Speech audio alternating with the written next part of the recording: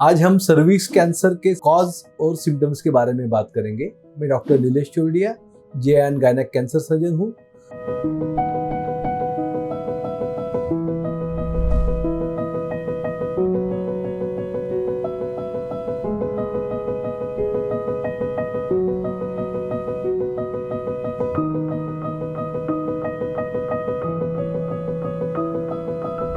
नमस्कार दोस्तों, cervix cancer का जो मोस्ट कॉमन कॉज है, जो 99% पेशेंट्स जिससे वजह से होता है, वो है एक वायरस जिसको बोलते हैं ह्यूमन पैपिलोमा वायरस।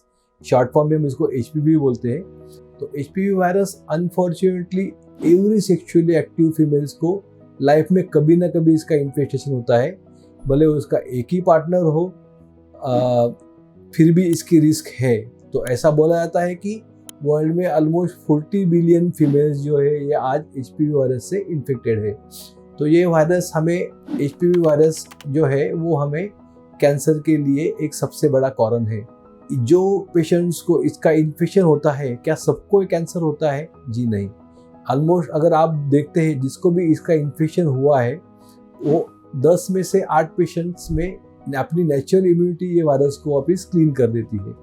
तो चांसेस कैंसर होने के इसमें नहीं रहते हैं। लेकिन अनफॉर्चुनेटली जिसमें अपना इम्यूनिटी इसको कंप्लीट क्योर नहीं कर पाता है, 2 साल से ऊपर अगर HPV वायरस का इन्फेक्शन बॉडी में है तो ये चेंजेस लाता है, जिसके हम प्री कैंसरस चेंजेस बोलते हैं, जो धीरे धीरे आगे कैंसर में परिवर्तन होते हैं। तो ऐसे पेशेंट्स को जिसमें कैंसर डेवलप हो रहा है, उसमें जनरली इन लोगों को ब्लीडिंग की शिकायत रहती है।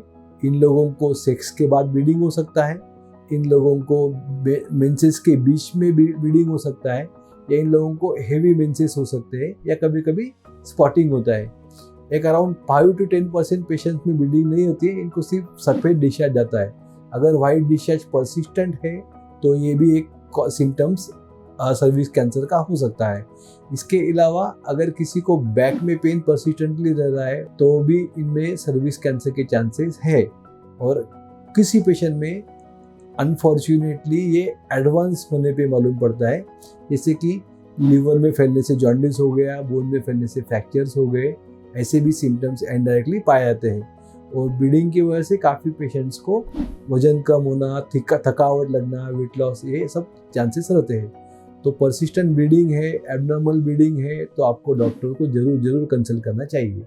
अगर आपको सर्विक्स कैंसर के बारे में और कोई भी जानकारी चाहिए हो तो आप नीचे लिखे नंबर पे या हमारे वेबसाइट पे हमें कांटेक्ट कर सकते हैं। धन्यवाद।